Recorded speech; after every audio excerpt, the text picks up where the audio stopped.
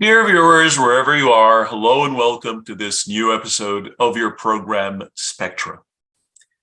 Emigration, or immigration with an E or with an I, were just a very strange thing. We're an anomaly, actually, in the old times, as people usually preferred to spend all their life in the same country, in the same village, or in the same street even. And in very rare situations, and when circumstances become really severe, people would tend to immigrate or immigrate. But nowadays, because of a lot of atrocities, civil strife, a lot of indignities that might happen to a lot of people around the world, they find themselves, needing deeply and desperately to leave their countries of origin and go to a new adoptive country as a safe haven. But immigration and emigration might not be the right choice for everyone. And if it is, then to which place in the world should someone immigrate? The stages of immigration, these were, decided by a group of specialists in sociology and psychology, and they decided that we have 5 stages of immigration, starting with honeymoon and ending with culture shock. And they pass through other stages like, there is the rejection phase, there is the regression phase, there is the at ease at last phase, and last but not least is the counter-culture shock phase. To immigrate, again, is not to leave with your physical body only and come physically to another country, but it's also to leave behind and adopt a lot of new ideas. So you need to make an equal journey with your heart and mind. What is the best way of making this journey? What are the obstacles and impediments, hurdles that stop people from assimilating or integrating in the new culture? To shed more light on this, I'm really delighted to be accompanied today by the expert immigration consultant, Shourouk El-Khayali. Shourouk, hello and welcome to the program. Hi, Mohammed, and thank you for giving me the opportunity to be with your audience today. And thank you, everybody, for taking the time to be with us. And hopefully it's going to be a fruitful session for everybody tonight. Thank you very much again. And to start off, Shourouk, emigration and immigration, so the action of leaving one's country of origin and the action of going to a new adoptive country. Are they synonymous? Are they interchangeable, these two words? And are they suitable for everyone, or are there specific requirements and prerequisites that have to be there for both actions to be successful? Thank you, Mohammed, for this question. There is a difference between immigration and emigration with I and with A.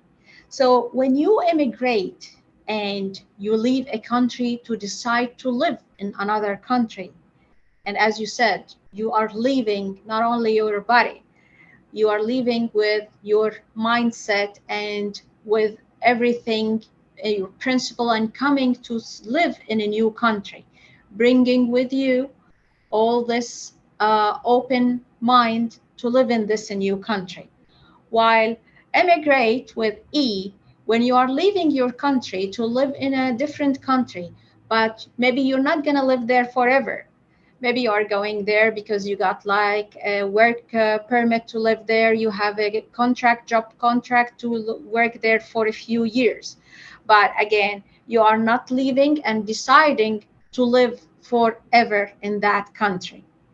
So there is like something that immigration is a general one, while when you immigrate like with the E, then you are leaving that country, but maybe you are not leaving it forever. And you are not deciding to live in this other country forever. Now, talking about, is it for everybody? Looking at your fingers, in one hand, each finger is different. And same for us. I am different than you. You are different than John. John is different than Mary. Everybody is different. What we are looking for, what we are aspiring, what we want to achieve, what we have achieved, what is our education, our experience so far, what are we looking for? Do we have the same, let's say, family size? Do we have the same education? Everything is different. So everybody is different.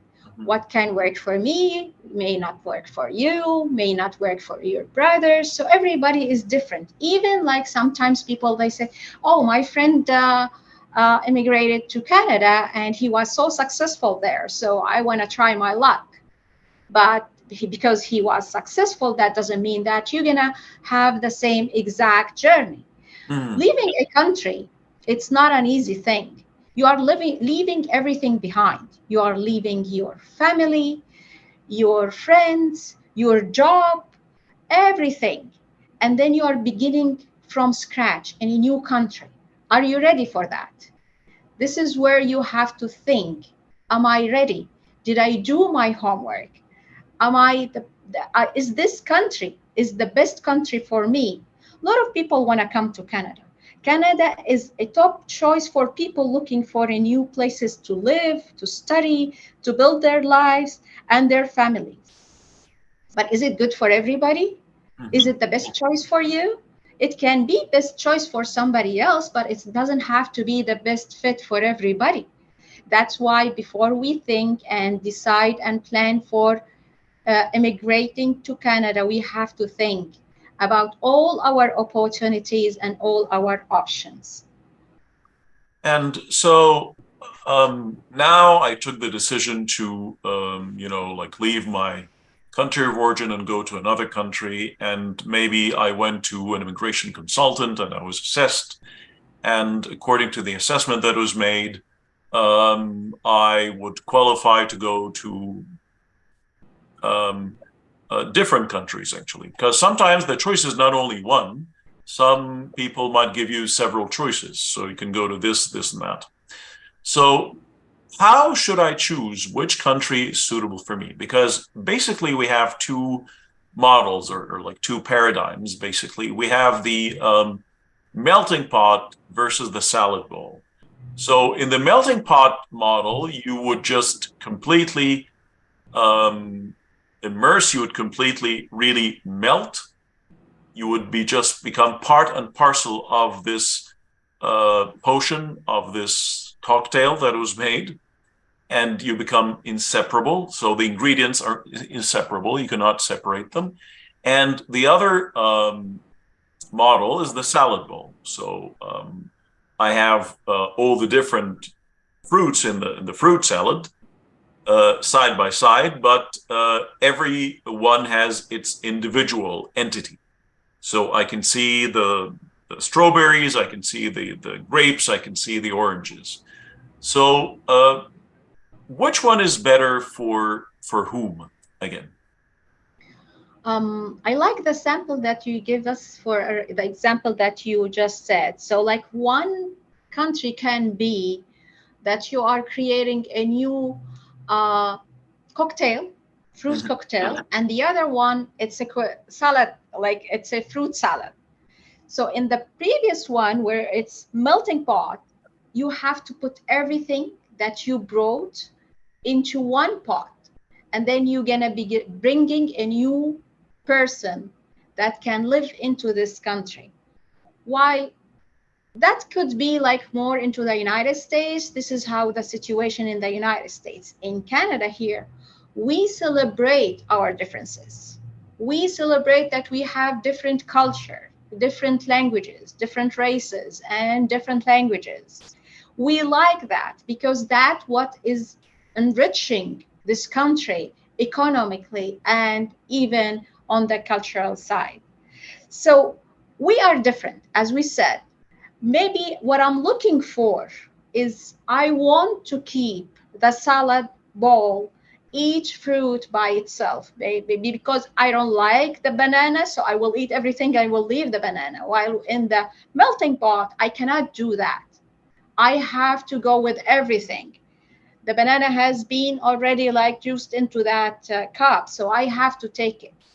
Now, everybody is different. It's not an easy equation. It's not 1 + 1 = 2. There is so many factors, and it depends on you. So that's why you have to do your homework before you reach Canada, before you reach any country that you are planning to. Put all your options and see. Study each country. What is, let's say, the cultural system, the social system, the economical system? Do they approve me to work there with my existing, let's say, qualifications?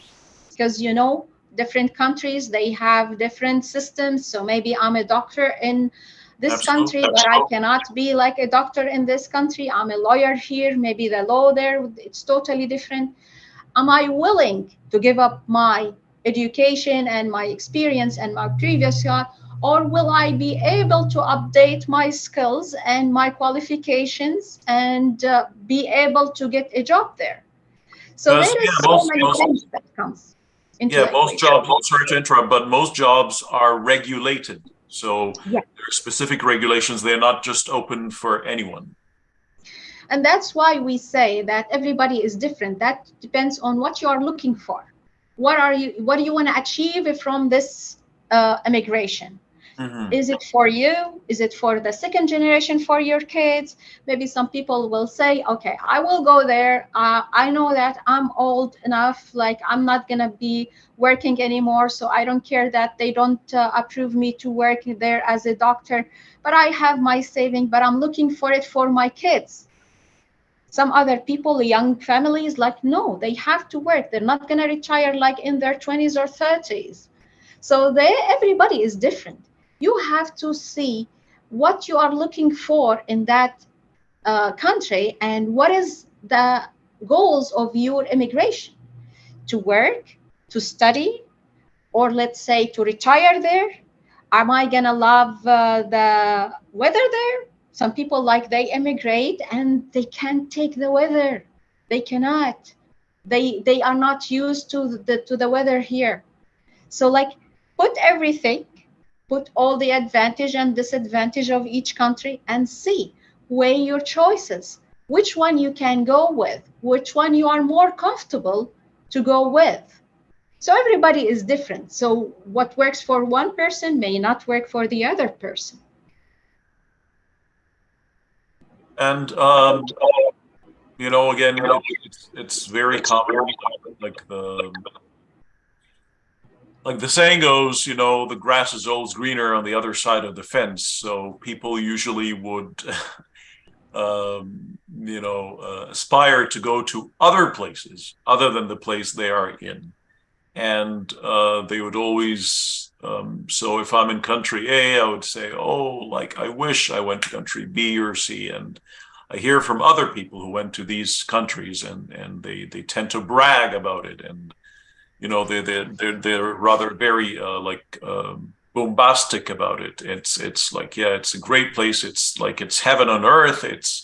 It's a utopia and so on. And some people really um, pursue that, and some people really follow this illusion, if you like, and they take that step and they regret it for the rest of their life. So how can we avoid you know, this bait? How can we avoid falling for this trap? Well, Muhammad, it is a human nature. We always, like, thrive for whatever other people have, or thrive to be better. We want to challenge ourselves to be better. That's why we think always, like, maybe if I did this, it would be better. But again, if we do our homework before we immigrate to any of the countries that we have choices to immigrate to, then we will know and we will get the information from a trusted resources. Don't depend on my friend told me or my cousin said so, because sometimes his experience or her experience may be totally different than what you're going to have. Everybody is different. Let's say her education was different. She was in IT. She didn't need to do any upgrading for her education. You are a lawyer. It's not going to work in Canada. Law here is totally different than what you have been practicing back home. So that's why you have to see all the options that you have and to study the country that you are immigrating to before you reach there. You can do that right now. It's so easy. You can Google everything. You can do so many things before even you reach the Canada. Let's say you can see what language do they speak. Do I have the language level to be able to work there? If not, let's work on it before I immigrate. Why do I have to immigrate now and like I take another year or two just trying to upgrade my language? Immigrating means not only leaving your country, it's a lot of work, it's a lot of effort, a lot of time. What if I couldn't get the language? Some people, they cannot. They cannot.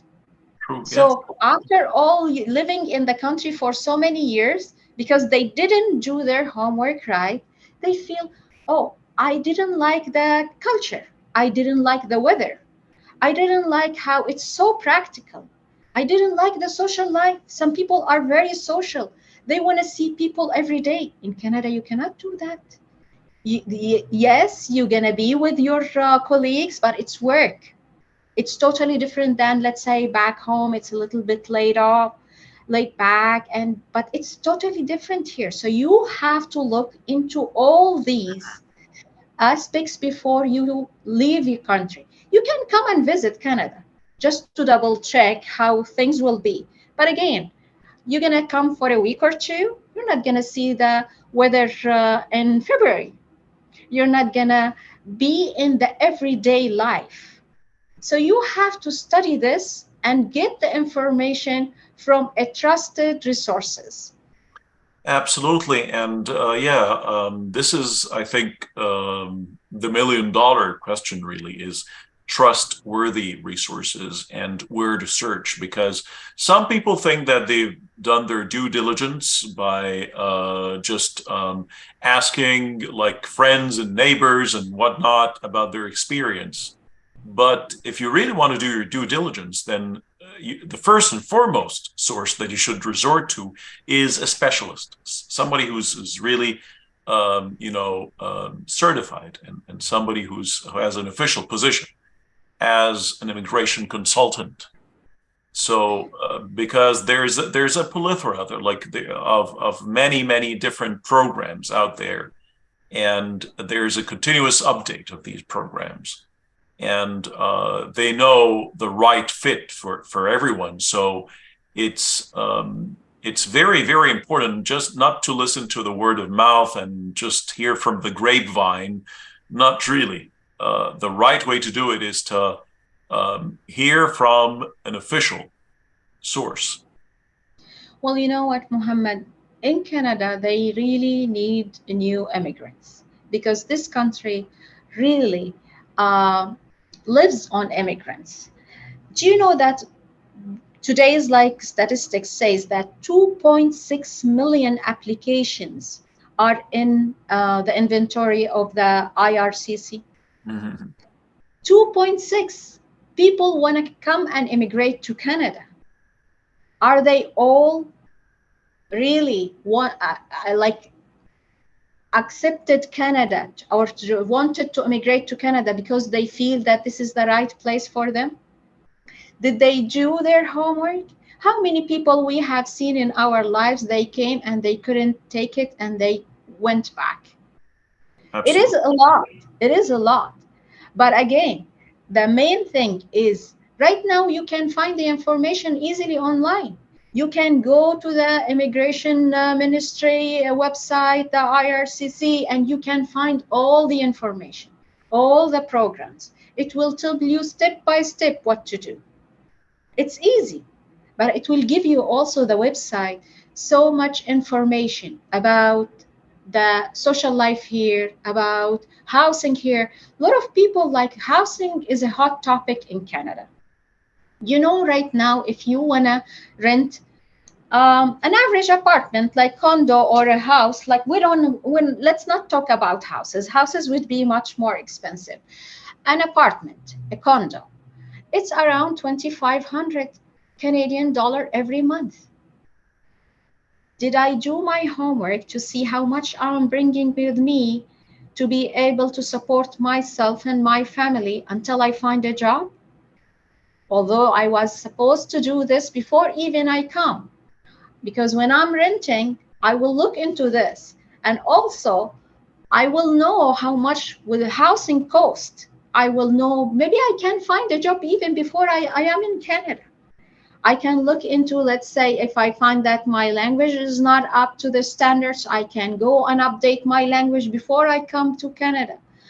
This is what I'm saying. Everything right now accessible. It just, you need the time and the planning for this step. It's a great step, and Canada is a great country to live in.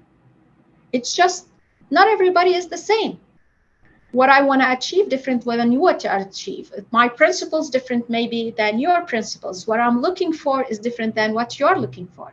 Definitely. Just Yeah. as you said, do the due diligence, do your homework, study the country before you come, and try to see where you fit before even you travel to Canada. Now, once people,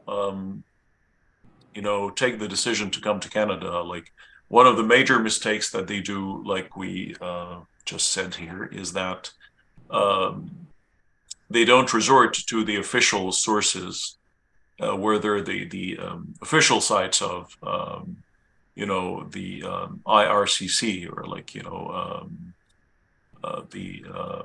the Department of Immigration and Refugees in Canada, or they do not resort to talking to people who are officially certified and accredited to do this job, like immigration consultants.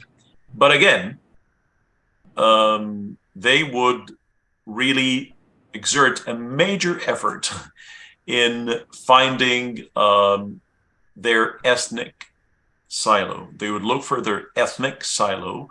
They would look for a ghetto that is filled with people from their own background, and they would come and fall in their self-made diaspora here in Canada. So I would look for people who are from my country of origin. If not from my country of origin, then at least from the same part of the world, or like with the same ethnicity. If not the same nationality, at least the same ethnicity, or people who share the same customs and traditions. What are the pros and cons of this? Well, you know what? It's not totally wrong to look for those communities to be with them, because that give you a little bit sense of identity, a little bit of sense of security. You are among people that you know your mindset, they understand your mentality, you're comfortable talking to them in the same language. Maybe you share the same, let's say, celebrations, so you find somebody to celebrate with, like your occasions. But again, if you're gonna limit yourself to this very small circle, then you're not going to thrive in this country. You're not.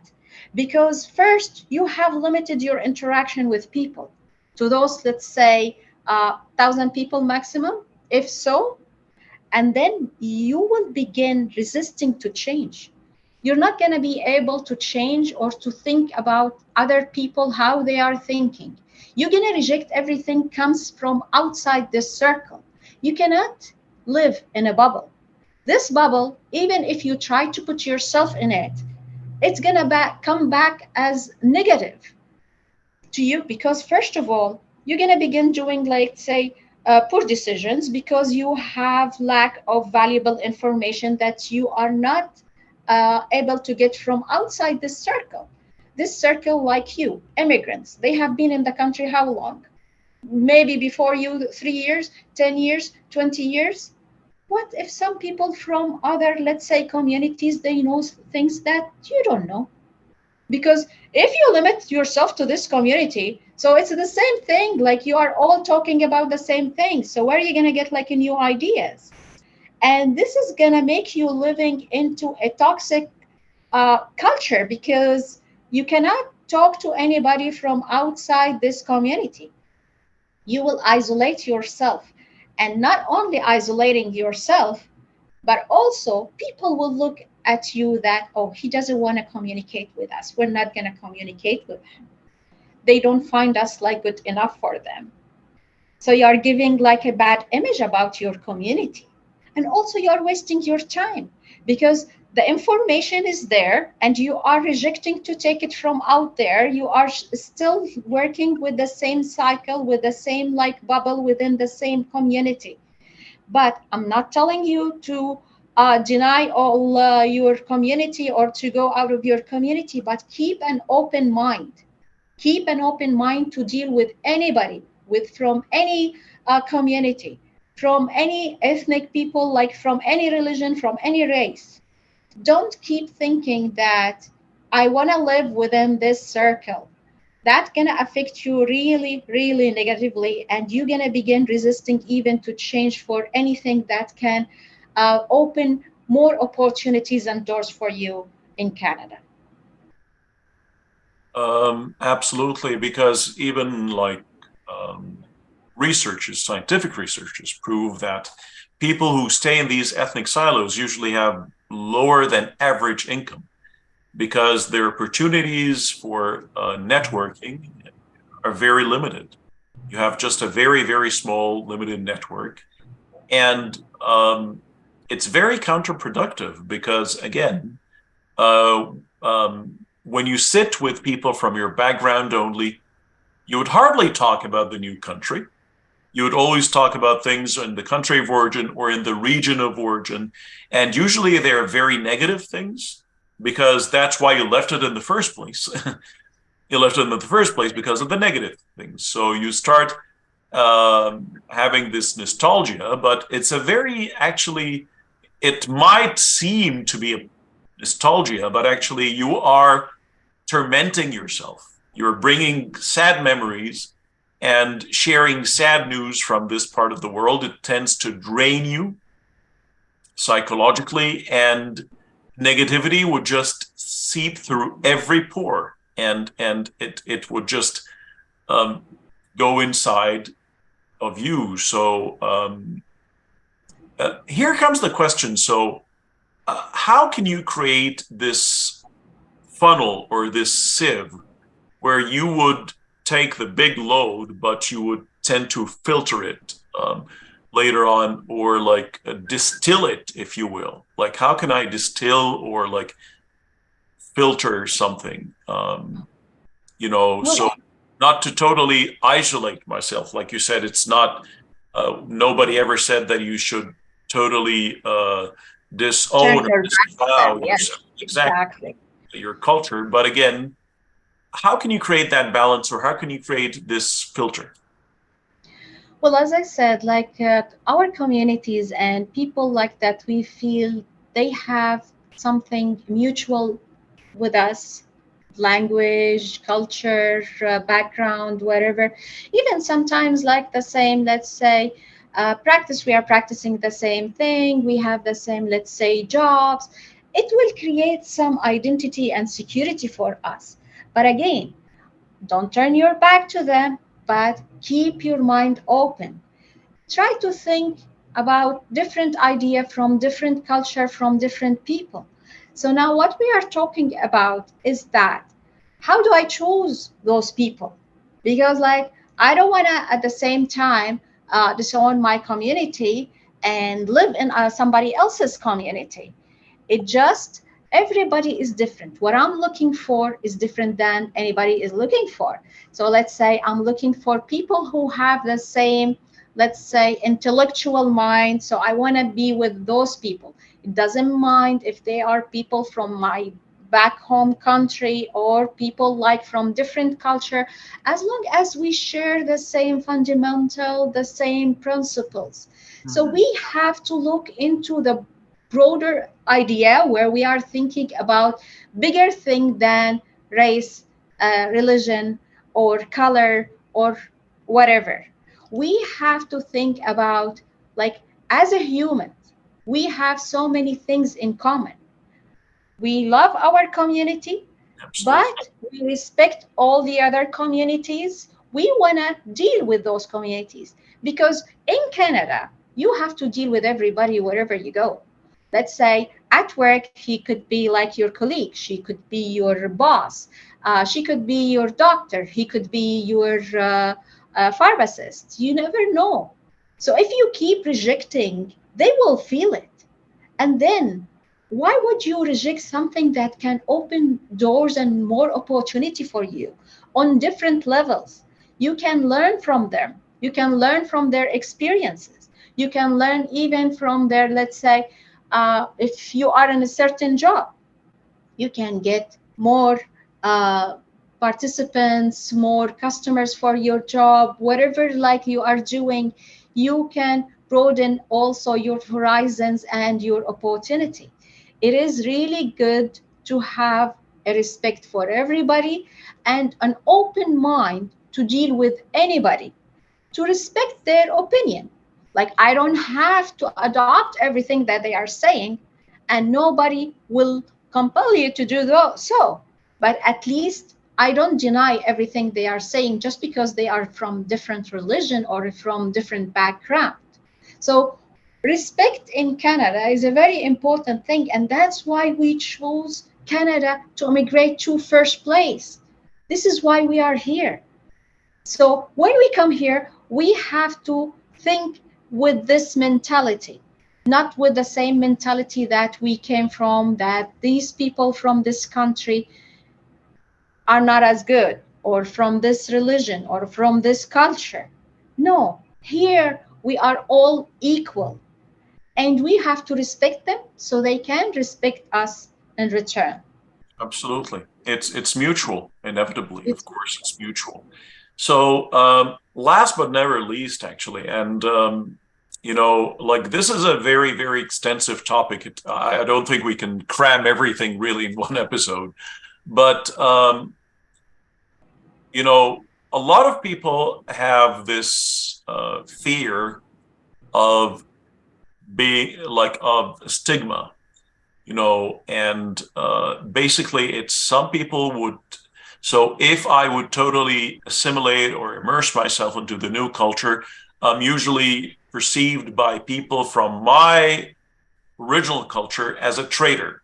So you're a traitor. You cheated us. You deserted us. You're a deserter. You're a traitor. You left your religion behind. You left your beliefs. You left your culture behind. Um, what is the antidote to this poison? Really, it's very, very toxic.